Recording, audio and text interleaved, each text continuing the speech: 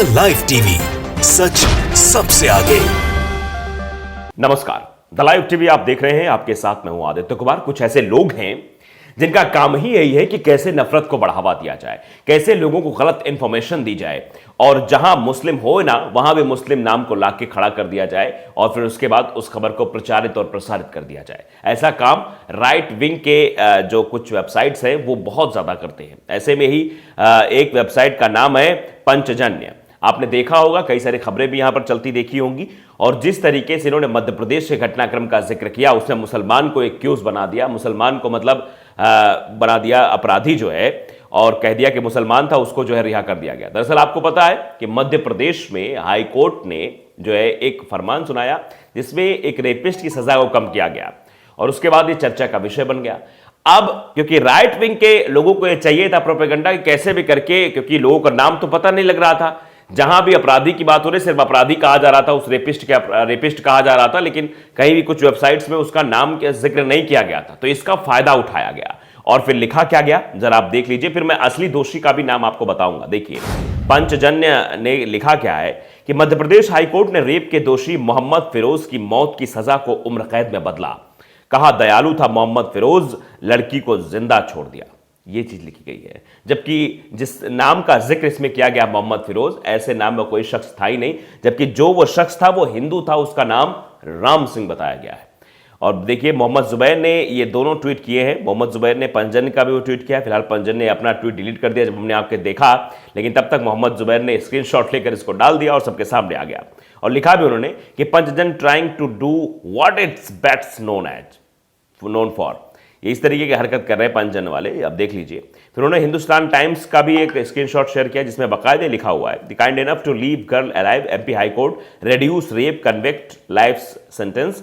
The convict यानी जो अपराधी है राम सिंह 40, यानी राम सिंह है वो 40 साल का, was arrested on charge of raping a 4-year-old girl in Indore in 2007। यानी 2007 में एक 4 साल की लड़की के साथ रेप के आरोप में उसको दोषी करार दिया गया था। And was stand for life by an additional session जज इन अप्रैल, मतलब उसको जो है उम्र कैद की सजा सुनाई गई थी 2009 में। ही challenge the order in the court in May 2009, यानी 2009 में इसने इस ऑर्डर को चैलेंज किया था, जिसके बाद ये चीजें निकलकर सामने आई। तो आप जरा इस पर गौर कीजिए कि नाम उस अपराधी का, उस दोषी का जो रेपिस्ट है उसका नाम राम सिंह है, 40 साल जिसकी उम्र बताई गई है, लेकिन कई वेबसाइट पर इसके नाम का जिक्र नहीं है, इसलिए ये फायदा उठाया गया। जबकि नवभारत टाइम्स ने तो बाकायदे नाम लिख दिया है। नवभारत टाइम्स में लिखा, देखिए हाइलाइट्स जो लिखते हैं वो उसमें लिखा है कि एमपी हाईकोर्ट ने के इंदौर बेंच ने रेपिस्ट की सजा कम की। हाईकोर्ट की टिप्पणी, दोषी काफी दयालु था, उसने बच्ची को जिंदा छोड़ दिया।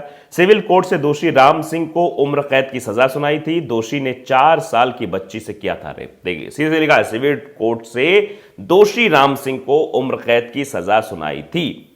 तो आप समझ लीजिए उसका नाम राम सिंह है, लेकिन ये वेबसाइट्स क्या कर रही हैं, ये पता नहीं है कहां से नाम लेकर आई है। आप देखिए मोहम्मद फिरोज, ये मोहम्मद फिरोज नाम का आविष्कार कैसे हुआ, कहां से हुआ, ये अपने आप में बड़ा सवाल है। क्योंकि ये जिस तरीके से हरकतें करते हैं, इनकी हरकतें, इसीलिए देश में नफरत फैल रही है, बिना जाने समझे, बिना कुछ पड़ताल के। बस इनको चाहिए किसी भी मामले को जोड़ना है मुसलमानों के एंगल से, मुसलमानों के एंगल से जोड़कर उनको दोषी करार देना है। अगर सही तरीके से खबरें चलाई जाए, सही तरीके से दिखाया जाए, देश को सच पता चले।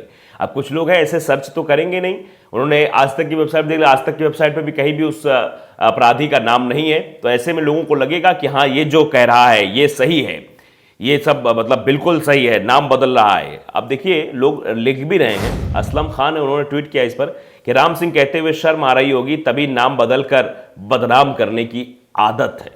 सीधे तौर पर लिख रहे हैं कि राम सिंह उसका नाम है, लेकिन राम सिंह का नाम नहीं बताया जा रहा है, नाम किसी और का बताया जा रहा है। आप समझिए किस तरीके की यह मानसिकता है जो देश में नफरत फैलाने का काम कर रही है, और ऐसे लोगों पर कब कार्रवाई होगी ये भी बड़ा सवाल है। क्योंकि अगर ये लोग ऐसे ही करते रहेंगे तो फिर एक कौम बदनाम होता रहेगा और फिर उस पर सवाल खड़े होते रहेंगे। अब देखिए दरअसल ये मध्य प्रदेश हाईकोर्ट की इंदौर पीठ ने रेप के आरोपी की उम्र कैद की सजा कम की थी, 20 साल के कठोर कारावास में उसका कम कर दिया। जो कठोर कारावास था 20 साल की सजा कम की, क्योंकि वो 4 साल की बच्ची को जीने दिया था, ऐसा कहा गया कोर्ट की तरफ से। इस हाईकोर्ट की टिप्पणी को लेकर भी सवाल काफी पूछे गए, जैसे सुबोध अभ्यंकर और जस्टिस सत्येंद्र कुमार सिंह की खंडपीठ ने दोषी की सजा को कम कर दिया है। दोषी ने राम सिंह दोषी राम सिंह ने 31 मई 2007 को एक मासूम बच्ची के साथ रेप किया था। देख लीजिए, लिखा हुआ है कि दोषी राम सिंह, यानी राम सिंह जो रेपिस्ट है, उसने 31 मई 2007 को एक मासूम बच्ची, जो 4 साल की बच्ची थी, उसका रेप किया था। पुलिस ने उसे घटना वाले दिन ही गिरफ्तार कर लिया था। इसके बाद जिला एवं सत्र न्यायालय ने उसे 25 अप्रैल 2009 को उम्र कैद की सजा सुनाई थी, यानी 2009 को उसको उम्र कैद सजा सुनाई गई थी। हाईकोर्ट की इंदौर पीठ ने आरोपी की सजा अब कम कर दी है। उम्र कैद की सजा के बाद आरोपी ने हाईकोर्ट का रुख किया, हाईकोर्ट का दरवाजा खटखटाया, साथ ही उसने सजा कम करने की अपील की। पहले अदालत ने इसके राक्षसी कृत्य को देखते हुए इसे अस्वीकार कर दिया था। वो 15 साल से जेल में है। आरोपी राम सिंह मूल रूप से झाबुआ का रहने वाला है। वो इंदौर में मजदूरी करने आया था, तभी उसने झोपड़ी में एक बच्ची के साथ दुष्कर्म किया था। अदालत ने आदेश में कहा कि लड़की खून से लथपथ पाई गई और उसके पिता ने अपराधी को घटनास्थल पर नग्न देखा। जब वो भागने की कोशिश कर रहा तब बच्ची की दादी ने उसे पकड़ लिया और पुलिस के पास ले गई। इस पूरे मामले में पुलिस के पास फॉरेंसिक रिपोर्ट नहीं थी। इसे लेकर हाईकोर्ट ने घोर आलोचना की। कोर्ट ने कहा कि यह भी कहा केवल प्रत्यक्षदर्शी नहीं, चिकित्सा साक्ष्य भी अपराध की पुष्टि होती है। सब बातें अपना कोर्ट में हुई हैं। उसके बाद 28 सितंबर 2022 को इस मामले में बहस सुनकर फैसला सुरक्षित रख लिया गया था और ये हाल ही में जारी हुआ है। अब उम्र कैद की जगह दोषी को 20 वर्ष का कठोर कारावास हो गया है। अगले 5 साल तक वो जेल में ही रहेगा, यानी 15 साल की सजा उसकी पूरी हो गई है। 5 साल अभी वो दोषी जो है वो जेल में ही रहेगा। लेकिन सवाल यही है, हम इसलिए सवाल पूछना चाहते हैं, इसलिए आपके सामने रख रहे हैं कि आप कभी भी ऐसी वेबसाइट्स पर जो ये इस तरीके की भ्रामक चीजें फैलाती हैं, जो एक धर्म और समुदाय के लोगों को निशाना बनाती हैं, जो नफरत फैलाना चाहते हैं इस देश में, इनसे सतर्क रहें। क्योंकि अगर इनके बहकावे में आप लोग आ जाते हैं, इनके इस तरीके के कृत्य में आ जाते हैं, तो आपको मुश्किलों का सामना करना पड़ेगा और इसके अलावा कुछ नहीं होगा। आपके मन में जहर भरने की कोशिश लगातार ऐसे वेबसाइट्स के द्वारा की जा रही है। फेक खबरें फैलाई जाएंगी, झूठी खबर आप तक फैलाई जाएगी। हर एक खबर में मुसलमानों का एंगल दे दिया जाएगा। आपने देखा था, ऑप इंडिया का नाम सुना होगा। ऑप इंडिया ने किस तरीके से राजस्थान में एक जब पुलिस वाले पर हमला होता है तो उसको बता दिया कि मुसलमानों ने हमला कर दिया है, जबकि जो भीड़ उस पर हमला करने आई थी वो हिंदुओं की भीड़ थी। हिंदुओं की भीड़ ने हमला किया था। लेकिन हाँ, ये ऑप इंडिया जैसी ऐसी वेबसाइट्स है, ये इस तरीके की खबरें फैला देती हैं जिससे नफरत फैल जाए, जिससे लोगों को ये लग जाए कि देखो मुसलमान ये कर रहे हैं, मुसलमान ऐसा कृत्य कर रहे हैं।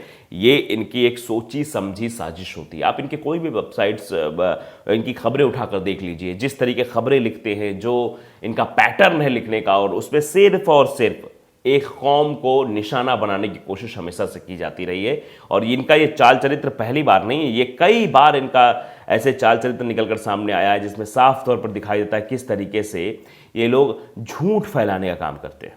तो आप समझिए, आरोपी राम सिंह था, उसको मोहम्मद फिरोज बना दिया गया। और मोहम्मद फिरोज आप समझ सकते हैं किस तरीके से उसको जो है एक साप्ताहिक पत्रिका के ट्विटर यूजर ने बाकायदे उसको लिख दिया कि वो देखिए मोहम्मद फिरोज है, जबकि वो राम सिंह है, राम सिंह।